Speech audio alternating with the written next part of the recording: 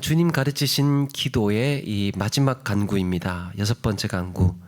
동시에 우리 지난 1년 동안 같이 나누었던 하이델베르크 요리문답 강좌의 또 마지막 시간이기도 합니다.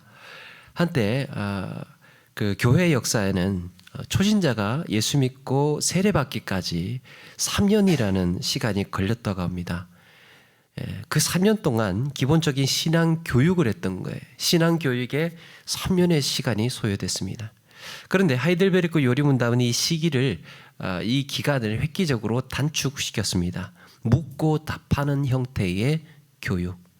이 묻고 답하는 형태의 문답식의 신앙 교육을 만들면서 그 신앙 교육이 단축되고 또 교리의 핵심적인 내용들을 짚을 수 있는, 그래서 신앙 교육이 강화되고 효과적으로 이루어지게 됐습니다.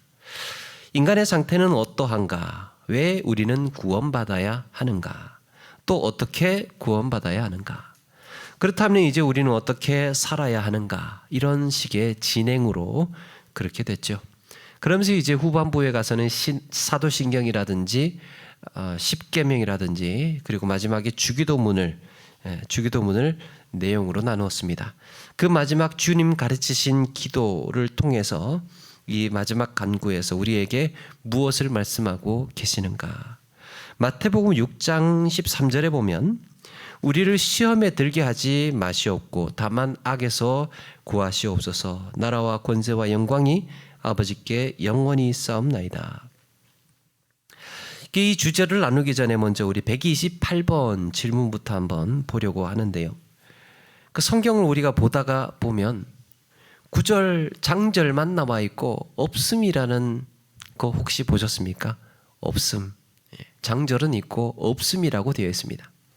왜 없는 걸까? 왜 없는 걸까?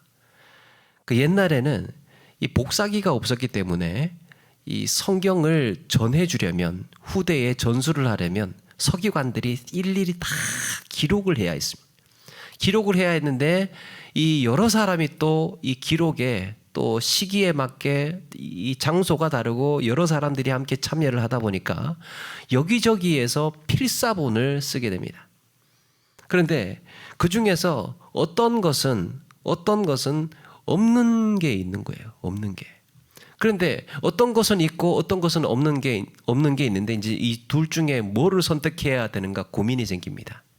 거기에서 이 사본들을 우선순위를 매기게 되는데 어떤 게 더 오래 됐는가, 더 일찍 기록이 됐는가, 그리고 또 어떤 사람이 누가 기록을 했는가, 좀 더 그 중에서도 권위 있는 사람이 있을 거 아닙니까?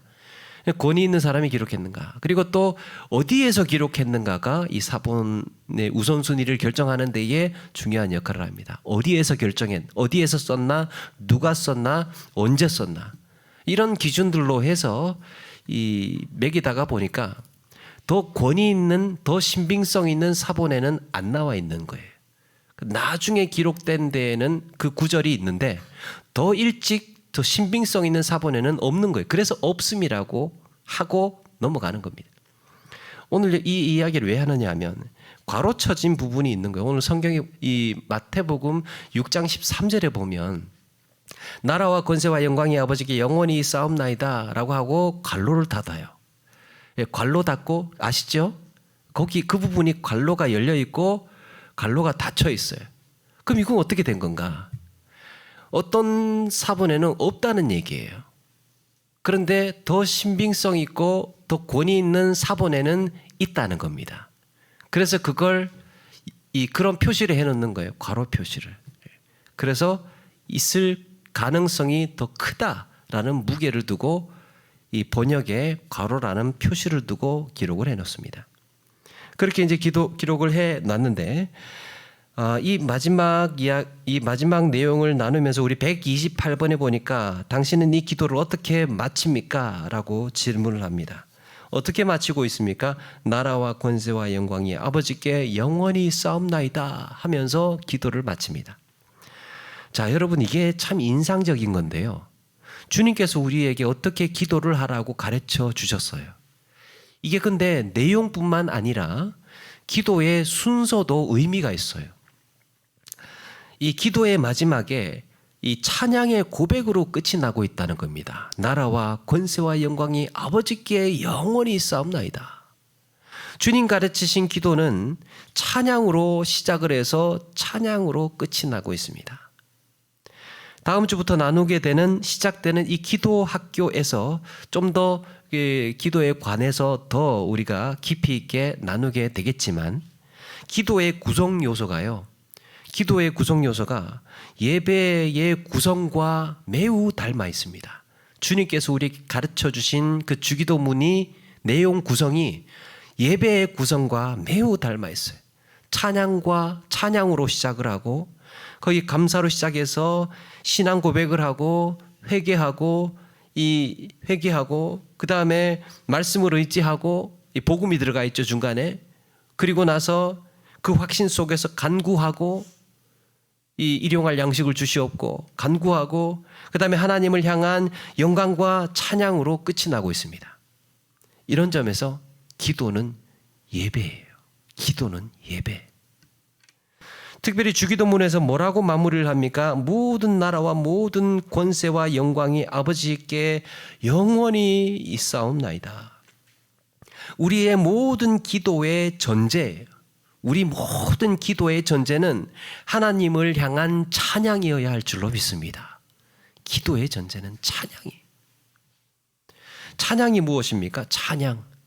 모든 주권과 권세와 영광이 하나님 아버지께 있고 그 하나님께서 모든 것을 우리에게 공급해 주시는 분이며 그 하나님께서 우리에게 생명을 주시고 그래서 우리는 그 앞에 복종하겠습니다. 하나님만을 높이겠습니다 하는 고백이에요. 그러면서 129번에 이제 아멘으로 기도를 마칩니다. 129번에 아멘이라는 이 짧은 말은 무엇을 뜻합니까? 라고 했습니다. 이 아멘, 우리가 많이 들었다시피 참되다, 확실하다, 진실하다라는 뜻입니다. 복음서에서 예수님께서 자주 종종 쓰시는 표현이 있죠. 내가 진실로 너희에게 이르노니 라는 표현이 있습니다. 진실로 너희에게 이르노니 라고 할 때요. 그 진실로라는 표현이 아멘이래요. 아멘. 이것은 믿음의 공동체에게 인도자가 말씀을 선포했을 때요. 회중이 이 화답하는 형태로 이미 구약 성경에서 자리 잡기도 했습니다. 그 인도자가 말씀을 선포할 때 회중이 아멘으로 화답을 하는 거예요. 특별히 민수기나 신명기에서 모세가 축복과 저주의 말씀을 선포를 합니다. 이러이러하게 되면 축복을 받게 된다. 이러이러하게 되면 저주를 받게 된다. 그때 그렇게 선포하는 구절마다 모든 백성은 아멘할지니라. 모든 백성은 아멘할지니라. 기억나십니까? 그 구절이, 그 표현이 계속해서 반복됩니다. 신명기 27장에만 14번이 반복됩니다. 모든 백성은, 한 구절이 끝나면 그 뒤에 모든 백성은 아멘할지니라. 아멘하라고 하나님께서 그렇게 명령하신 거예요. 여러분, 하나님의 말씀이 선포될 때 그 말씀을 듣는 하나님의 백성들은 아멘으로 화답하라고 하나님께서 말씀하셨습니다. 이것은 기도의 근거, 우리의 확신의 근거가 어디 있느냐의 문제이기도 해요. 우리가 나누었던 모든 내용들이 어디에 근거하느냐? 내가 믿음으로 받아들이겠다는 확신 말이에요. 그리고 순종하고 따르기를 원한다는 이런 다짐이, 이 모든 것이 내 느낌이나 내 감정에서 출발하는 게 아니라 약속의 말씀에 근거가 있는 줄로 믿습니다. 거기에 근거하기 때문에 내가 믿겠습니다. 내가 순종하겠습니다. 따르겠습니다라는 확신을 고백하는 겁니다. 아멘. 내 상식, 내 경험이 믿을 만한 것이 아니라 하나님의 약속이 더 진실합니다. 하나님의 말씀을 내 삶의 기초로 삼고 살겠습니다. 이런 다짐이 아멘이에요. 그러니까 아멘에 인색하지 않고 예배 때마다 함께 고백하고 함께 결단하는 우리 모두가 되시기를 바랍니다. 아멘 할 때마다 좀 자주 좀 하셨으면 좋겠어요. 제가 아멘을 잘 이끌어내지를 못하지만 여러분들이 알아서 신명기 27장이랍니다. 14번 등장합니다. 그런데 우리에게 한 가지 이제 오늘의 내용에서 과제가 있어요. 우리가 이 땅을 살면서 신앙생활에 하나도 어려움 겪지 않고 순조롭게 살 수 있으면 참 좋을 텐데 그렇지가 않죠. 그게 무엇입니까? 시험입니다. 시험. 우리의 신앙생활에 늘 딴지를 걸고 힘들게 만드는 시험. 그래서 우리 주님께서는 이 시험에 들지 않도록 깨어 기도하라고 하셨습니다. 오늘 질문 127번에도 6번째 간구가 무엇입니까? 마지막 간구가 뭐냐라고 했을 때 우리를 시험에 들게 하지 마시옵고 다만 악에서 구하시옵소서라고 했습니다. 여러분,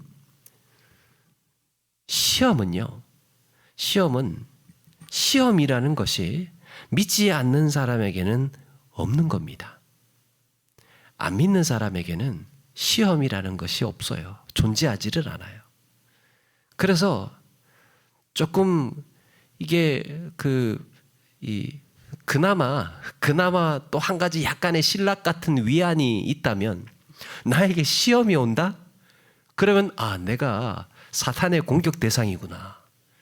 하나님의 백성이 맞구나. 라고 또 뒤집어서 생각할 수 있는 겁니다. 시험이 오면 내가 신자이구나. 라는 것을 알아야 된다는 거죠. 그래서 시험의 목적이 무엇입니까? 시험의 목적은 믿음의 사람을 넘어뜨리는 게 목적이에요. 믿는 사람을 안 믿게 만들게 하기 위해서 우리에게 시험이 오는 겁니다. 그래서 아예 처음부터 안 믿는 사람에게는 그런 시험이라는 게 있을 수 없죠. 그래서 베드로전서 5장 8절에 우리가 나누었던 말씀에 너희 대적 마귀가 우는 사자같이 두루다니며 삼킬 자를 찾나니 라고 했습니다. 사탄 마귀는 우리를 넘어뜨리기 위해서 끊임없이 기회를 엿보고 있어요.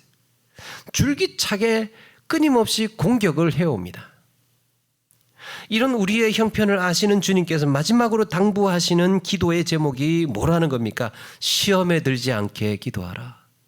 우리 주님께서 십자가에 못 박히시기 전에 겟세마네 동산에서 제자들에게 그렇게 간곡하게 마지막으로 당부하셨던 것이 무엇입니까? 시험에 들지 않게 깨어 기도하라. 시험에 들지 않게. 주님께서 십자가의 길을 가시기 전에 마지막으로 우리에게 당부하셨던 것. 주님께서 우리에게 이렇게 기도하라고 주기도문으로 가르쳐 주신 그 마지막 기도의 제목이 시험에 들지 않게 기도하라. 그런데 오늘 고백을 보니까 우리의 불구대천의 원수인 마귀와 세상과 우리의 육신은 끊임없이 우리를 공격하나이다 라고 고백을 하고 있습니다. 마귀와 세상과 육신, 우리를 끊임없이 공격을 한다. 그리고 성령의 힘으로 우리를 친히 붙드시고 강하게 해달라고 기도하라고 말하고 있습니다. 이렇게 오늘 말씀에는 마귀는 우는 사자와 같이 달려들고 어떤 때는 광명한 천사로 가장해서 우리에게 유혹해 옵니다. 그러면서 어떻게 하든지 우리를 교만하게 만들고요. 잘못된 확신에 현혹되게 하고 믿음의 길을 벗어나게 하고 그리고 결국에는 멸망에 이르도록 자꾸 다른 길을 보게 하고 자꾸 치우치게 하고 어그러지게 하는 거예요. 자꾸 탈선하게 만드는 겁니다. 우리가 걸어가고 있는 이 믿음의 길에서 자꾸 뭔가를 가하고 유혹을 하고 다른 신념을 주고 그렇게 해서 이탈하게 만드는 거예요. 그렇게 이탈해서 어디로 가느냐? 멸망의 길에 이르도록 만들려고 하는 것이 사탄이에요. 여기서 이 마귀가 세상과 육신을 도구로 사용해서 시험을 해오는데 세상과 육신을 사용해서 특별히 우리가 오늘 주목해 보고 싶은 것은 육신입니다. 육신. 여러분 육신이라고 하면 이 단순히 우리의 신체만을 말하는 게 아니에요. 성경에 육신적이다, 육신이다 이렇게 이 표현이 있으면 우리는 벌써 약간 부정적인 시각에서 육신을 바라보게 되지요. 우리의 몸을 구성하고 있는 뼈와 살과 피 그리고 각각의 기관들만 가리키는 것이 아니라 육신이라고 성경에서 육신이라고 표현을 했을 때는 하나님을 의지하지 않는 인간이 하나님을 떠난 존재를 육신이라고 합니다. 하나님을 떠난 존재. 이게 어디 나오느냐? 창세기 6장에 하나님께서 홍수로 인류를 심판을 하실 때 그때 상황을 가만히 보면 명확해지는데 사람들이 땅에서 번성하기 시작을 할 무렵에 하나님의 아들이 사람의 딸들과 혼인을 하기 시작합니다. 그런데 이제 이렇게 보고 그들의 아름다움을 보고 자기가 원하는 대로 아내를 삼기 시작을 해요. 안 믿어도 상관없다. 우상 숭배해도 상관없다. 하나님을 몰라도 상관없다. 그냥 예쁘면 된다. 아름답기만 하면 돼. 그래서 그런 사람들과 함께 혼인을 하게 되는 겁니다. 하나님의 아들들이 누굽니까? 하나님의 아들들. 하나님을 알고 하나님을 의지하는 자들이에요. 그렇다면 사람의 딸들은 하나님을 알지 못하고 하나님을 대적하고 다른 우상을 섬기는 자들입니다. 하나님 모르는 자들이에요. 그런데 하나님의 사람들이 하나님을 모르는 자들과 결혼을 하다 보니까 무슨 문제가 생기느냐? 하나님을 떠나는 현상이 생깁니다. 믿었던 자들도 그 영향 때문에 하나님을 안 믿는 쪽으로 자꾸 그렇게 흘러가더라는 거예요. 그래서 창세기 6장 3절에 이렇게 말씀합니다. 여호와께서 이르시되 나의 영이 영원히 사람과 함께 있지 아니하리니 이는 그들이 육신이 됨이라. 육신이 됨이라. 어떻게 됐다고요? 하나님을 모르는 사람들이 다 돼버렸다는 거예요. 하나님을 대적하는 사람들이 다 돼버렸다는 겁니다. 성령께서 하나님을 알지 못하고 하나님을 의존하지 않는 사람과 함께 할 수 없었던 거예요. 그게 육신이 되어버렸다는 겁니다. 때로는 육신이 죄악된 것이고 영혼은 순결한 것이라고 이해하는 경우가 있었습니다. 그런데 하나님 안에서는 육신도 거룩합니다. 하나님 안에서는. 아니, 거룩하게 하셨어요, 우리를. 우리 육신도. 사람은 육신과 영혼 모두가 하나가 된 전인격적인 존재이기 때문에 육신이 거룩하지 않을 이유가 없습니다. 우리만 영혼만 깨끗하게 하셨겠습니까? 아니에요. 예수님께서도 육신으로 부활하셨어요. 우리도 마찬가지로 육신으로 부활하게 되는 겁니다. 문제는 하나님을 떠났을 때 하나님을 의존하지 않을 때 문제가 생겨요. 하나님을 떠난 육신은 하나님의 주권적인 감동과 통제를 벗어나서 하나님께서 주시는 하나님과 함께 하실 때는 어떤 혜택이 있습니까? 하나님께서 우리에게 감동을 주시고 하나님께서 우리를 붙들어 주시고 우리를 인도해 주시고 지혜를 주시고 이렇게 하는데 떠나니까 쉽게 말하면 빈집이 되어버렸어요. 주인이 없는 집이 되어버렸습니다. 그러니까 사탄의 군사 노릇을 하고 사탄에게 휘둘리고 사탄의 도구가 되어버리는 거죠. 그래서 우리가 이 거듭났다고 해도 여전히 부패와 타락과 교만의 흔적이 남아 있습니다. 그래서 시험이 오고 힘들어지고 문제가 생기면 이 인간의 죄성과 교만의 흔적이 내 안에서 불쑥불쑥 고개를 들어요. 스트레스를 받을 때, 힘들어질 때. 시험과 관련해서 많은 이야기를 나눌 수 있지만 말씀 준비하면서도 좀 생각을 해보니까 이 시험에 들 수 있는 경로가 여러 가지가 있더라고요. 상처가 많은 경우에도 그렇고 관계의 문제에서도 그렇고 또 내 여러 가지 연약한 약점으로 인해서도 그렇고 시험을 받을 수 있는 여러 가지 경로가 있는데 오늘 우리가 제가 강조하고 싶은 것은 감정의 문제입니다. 사탄의 전략은요 언제나 동일해요. 사탄은 늘 우리에게 거짓으로 설득하고 속이는 방법이에요. 진리를 눈을 가리기 때문에 거짓으로 설득하고 다른 것으로 자꾸 들이댑니다. 거짓으로 설득하는 게 무엇이냐? 개인의 신념이에요. 개인의 신념. 하나님의 말씀보다 자기 신념이 먼저, 자기가 아는 지식이, 자기가 알고 있는 경험이 이게 앞서가는 겁니다. 분명히 그럴 거야 라고 단정하게 만들어요. 사실은 깨고 보면, 알고 보면 그런 게 아닌 경우도 있는데 그냥 완전히 내 마음을 닫아버립니다. 그럴 거야 라고 하면서 단정해버려요. 그리고 자기 감정에 본의 아니게 속게 만들어버립니다. 여러분, 감정적인 면에서 이 시험을 볼 때요. 감정적인 면에서 시험을 볼 때 언제 사탄이 우리의 감정을 이용하기가 쉬울까? 언제가 시험의 가장 취약한 상황일까? 가장 취약한 상황일까? 여러분, 하나에 쓸어 담겨 있을 때예요. 우리의 감정이 한쪽으로 치우쳐져 있을 때, 치우친다는 말이 무엇입니까? 한쪽으로 이렇게 확 치우친다라는 말이 뭡니까? 내 판단을 감정에게 맡기는 겁니다. 치우쳐져 있으니까. 내 주도권을 내 감정에게 의존하는 거예요. 예를 들면 사람이 계속 이렇게 막 어떤 심각한 슬픔에 헤어나오지 못하게 되면요. 슬픔이 너무 자기가 감당하지 못할 정도로 깊거나 오래 지속되거나 그러면 그 슬픔 자체가 그냥 자기 감정 전부가 되어버리면 사람이 실망을 한답니다. 그 다음에는 기대할 것도 없고 소망할 것도 없고 그냥 슬프기만 해요. 바라는 게 없어져요. 바라는 게. 슬프기만 할.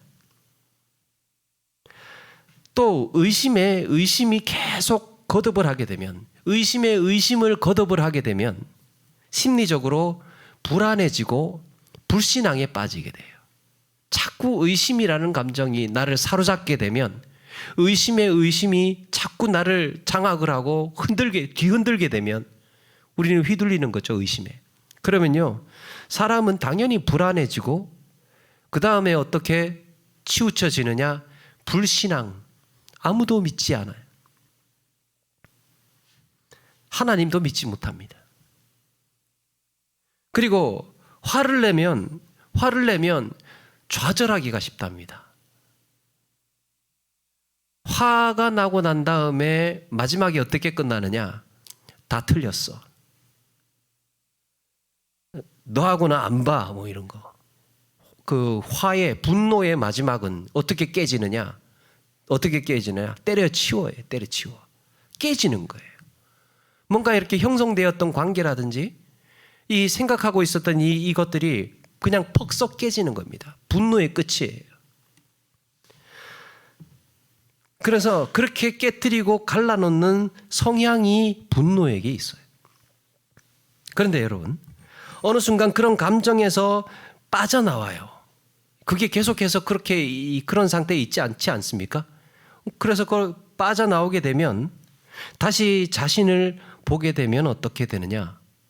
그런 생각을 합니다. 내가 너무 심했나? 괜히 불안해했나? 괜히 때려치자고 했나? 그렇게까지 안 해도 되었던 것 같은데.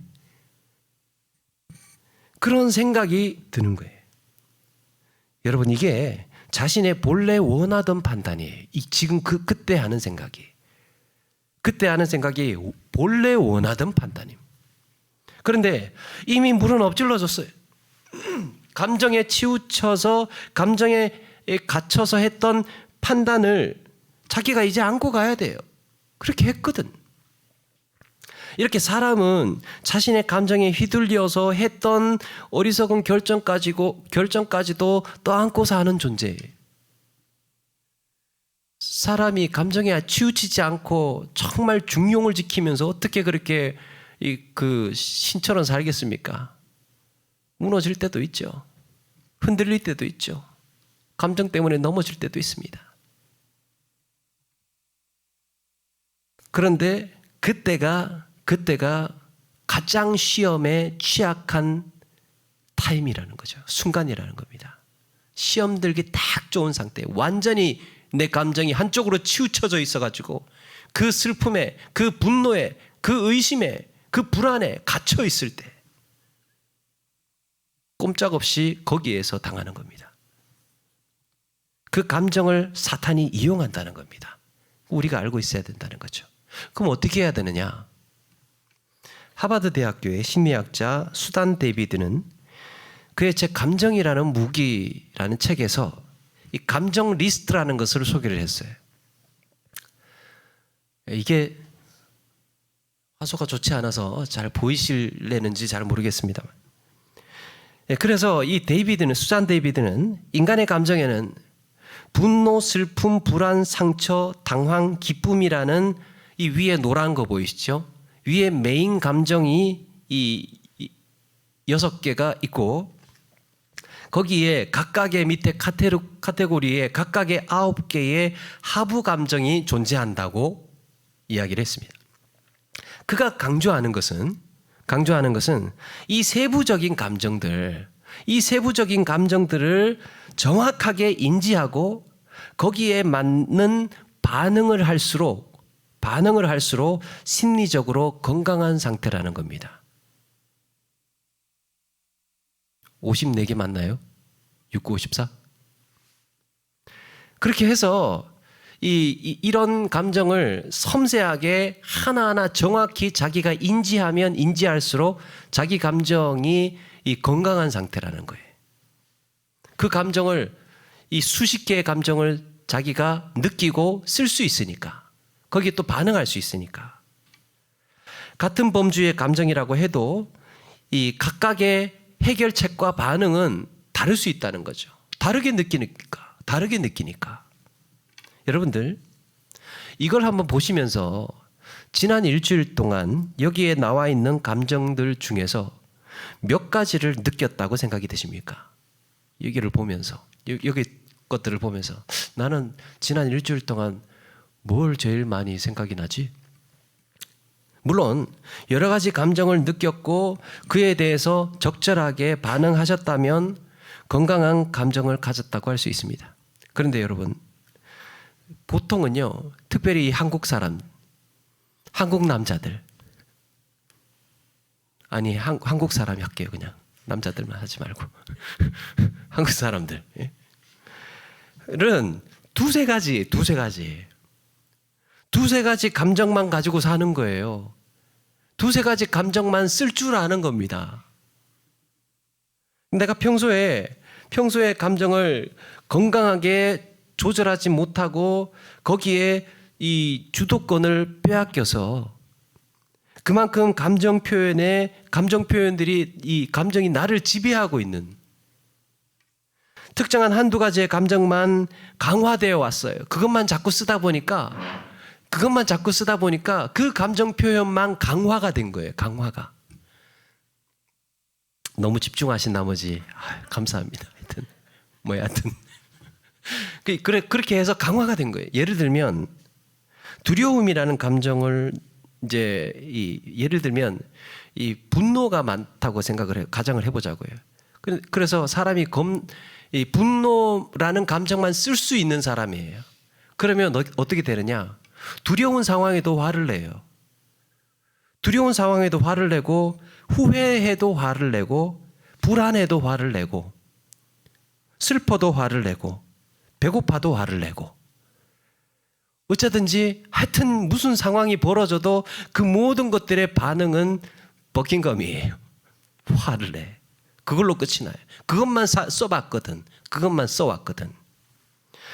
불안은, 여러분, 불안이라는 감정에서 다루어져야지 화낼 일이 아니라는 거예요. 실망도 여기에 보니까 실망이 있나요? 예, 슬픔이라는 그 밑에 있죠. 그러면 그 영역에서 이 실망을 다뤄야지 이거는 화낼 일이 아니라는 겁니다. 분노라는 감정이 나를 지배하고 있으면 어떤 감정을 느껴도 다 분노가 빨아당겨서 흡수를 해버립니다. 우리가 여기에서 자유로워질 필요가 있어요. 그럼 어떻게 하느냐? 감정에 이끌려서 수동적으로 반응하지 말고 주도적으로 반응을 하라는 겁니다. 내 감정의 주인이 되라는 거예요. 중요한 얘기예요. 내 감정의 주인이 되라. 사탄은 우리에게 무슨 거짓말을 하느냐 하면 감정의 종이 되라고 거짓말을 해요. 야, 너 지금 이런 마음이 들잖아. 이런 마음이 들잖아. 그걸 자꾸 키워야지. 이대로 가만히 내버려둬서는 안 돼. 뭐 이렇게 자기가 일어나고 있는 감정을 자꾸 증폭시켜서 거기에 몰입하도록, 거기에 갇히도록 만들어버려요. 그렇게 해서 분별력을 상실한 상태에서 판단하도록, 결정하도록. 그런데 내 감정은 내 것이지 내 감정이 곧 나는 아니라는 거예요. 내 감정과 나는 다른 거예요. 왜냐하면 내 감정은 내 소유예요. 내 소유. 내가 가지고 있고 내가 다스릴 수 있고 내가 선택할 수 있는 거예요. 라는 겁니다. 우리는 감정에 이끌려서 감정에 딸려서 감정의 노예로 그런 생각도 들잖아요. 감정에 솔직해야 뭔가 솔직한 사람인 것 같은. 감정에 솔직해야. 그런데 그 감정에 솔직하게 이끌려서 감정에 솔직하게 노예로 살았다는 얘기예요. 그걸 우리는 선택할 수 있다는 겁니다. 그것은 자기 기만을 하는 것이 아니고 자기가 주인이 되어서 조절하고 통제할 수 있는 힘을 내가 가지고 있다는 것을 알아야 된다는 거죠. 우리는 이것을 인정하고 연습할 필요가 있다고 합니다. 완벽하게 잘 되겠습니까? 그런데 특별히 예수 믿는 사람이라면, 신앙생활을 하는 사람이라면 이런 연습을 내가 지금 휘둘릴 게 아니지. 지금 이 상황은 어떤 상황이지? 지금 이 상황은 어떤 감정을 느끼는 거지? 나를 가만히 관찰하고 이 상황을 제대로 객관적으로 관찰할 수 있는 힘을 계속해서 기르라는 겁니다. 지금 내가 왜 슬퍼하고 있지를, 지금 내가 왜 불안해하고 있지? 이게 지금 불안해해야 하는 상황인가? 자꾸 객관적으로 관찰하고 보라는 거예요. 그걸 주목하라는 겁니다. 지금 내가 느낀 감정은 뭔지를, 이 중에 뭔지를. 그래서 그 책에는요, 요거를 혹시 필요하신 분은 제가 한번 좀 더 화소 좋은 걸로 구해서 드릴 텐데, 이거를 냉장고에도 붙여놓고 방문에도 붙여놓고 가는 곳마다 이 감정 리스트를, 이 표를 붙여놔서 왔다 갔다 하면서 자꾸 이걸 보라는 거예요. 자꾸. 그래서 이 감정들이 내 눈에 익숙해질 수 있도록 알아야 그 감정이 금방 이게 뭔지를 깨달아 알 수 있지요. 그래서 이 감정이 도대체 뭐지? 이걸 알아라는 거예요. 그렇다면 어떻게 풀어가야 하는지를 깨달을 수 있는 거죠. 알 수 있는 거죠. 뭔지를 정확히 알아야. 자기 감정을 들여다보고 이해하고 인정하고 때로는 보듬어주고 가장 하나님의 뜻에 부합하고 합리적인 반응을 할 수 있는 연습. 그러면 나는 어떤 반응을 보여야 할지를, 어떤 게 건강한 반응인지를 들여다보라는 거예요. 그냥 본능적으로 감정이 휩쓸리는 대로 그렇게 휩쓸려 가지 말고 가만히 한번 스톱해서 생각을 해보고 어떻게 반응해야 되는지를 연습해보자.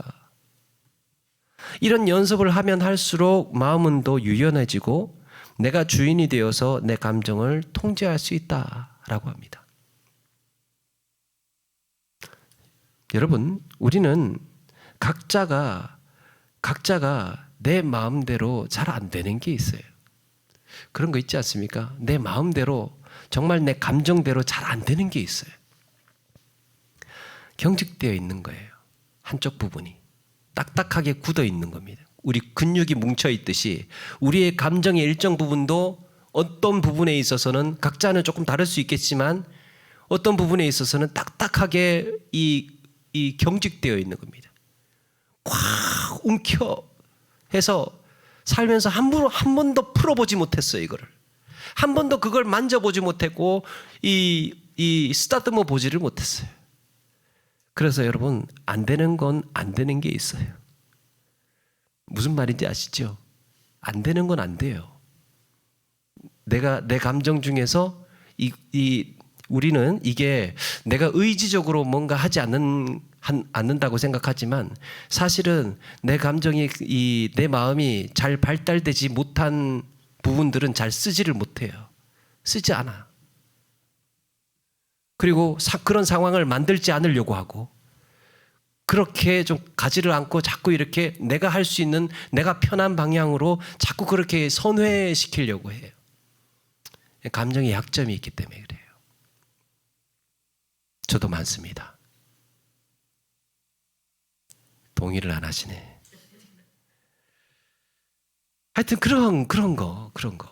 근데 중요한 거는 이걸 알아야 된다는 거죠. 우리가 그렇다라는 걸. 그래서 기억해야 합니다. 시험은 내 마음을 유연하게 다루지 못할 때 위험해요. 내 감정을 잘 컨트롤하지 못하고 다루지 못할 때 그때 시험에 참 취약한, 우리가 이걸 알고 있다면 그냥 단순히 시험에 들지 말게 하옵소서라고 기도만 할 것이 아니라 내 감정에 취약한 부분들을 잘 들여다보고 만지고 시험에 들지 않을 수 있는 근육을 키우고 환경을 만들어야 하지 않겠습니까? 여러분, 이런 점에서 오늘 말씀에 마귀에게 정복당하지 않기 위해서 한 가지 말씀을 하는 게 있는데 6절에 보니까 그러므로 하나님의 능하신 손 아래에서 겸손하라. 때가 되면 너희를 높이시리라. 겸손은 하나님의 능하신 손 아래에 들어가는 거예요. 겸손, 하나님의 능하신 손 아래에 들어가는 것. 이게 뭡니까? 내 연약하고 서툰 판단보다는 하나님께 맡기고 능하신 손으로 나를 만지시도록, 나를 붙드시도록 하나님께 의존하는 것입니다. 다시 하나님의 능하신 손 안으로 하나님께서 우리의 마음을 어루만지시고 치유해 주실 줄로 믿습니다. 그래서 하나님께 우리의 상한 감정을, 우리의 결함 있는 연약함을 하나님께 맡기는 거예요. 성령께서 우리의 마음을 붙들어 주시고 인도해 주시고 다루어 주셔서 바뀌는 거예요. 그래서 시험에 들지 않도록 나를 시험에 들게 내버려 두시지 마옵소서라고 기도하라고 말씀하고 있습니다. 시험에 들지 않기 위해서 우리가 기도하는 것은 이런 의미에서 매우 중요합니다. 여러분, 우리가 시험에 들지 않기 위해 기도하는 것을 바꾸어 말하면 내 감정이나 마음가짐이 시험에 들지 않을 수 있는 여건을 만드는 일입니다. 사람의 몸 상태가 좋지 않으면요, 면역력이 나쁘면 어떻게 됩니까? 매번 잔병 치료하는, 매번 이런저런 잔병이 자꾸 생겨요. 이게 내 마음이, 내 감정 상태가 건강하지 못하면 그래요. 내 마음이 이런 경직되어 있고, 때로는 상처가 있고, 때로는 막 이렇게 어그러져 있는 여러 가지 이런 것들이 내 감정 환경이 좋지 않으면 매번 시험에 시달리는 거예요. 매번 시험에 시달려요. 괴롭지 않습니까? 그래서 늘 하나님의 능하신 손 아래에서 내 마음의 상태를 주의 깊게 관찰하고 무엇이 취약한지, 또 어떻게 하면 좀 더 유연해질 수 있는지 기도하고 고민해야 하는 겁니다. 교우들 속에서, 관계 속에서, 소그룹 안에서, 가정교회에서, 신앙생활을 하면서 이런 말씀과 유사한 내용들이 나누어질 때마다 나는 이러이러한 상태다. 나는 지금 이러이러한 어려움이 있다. 그러면서 서로 위로하고 서로 다독여보고 그렇게 으쌰으쌰 서로 어울리는 거예요.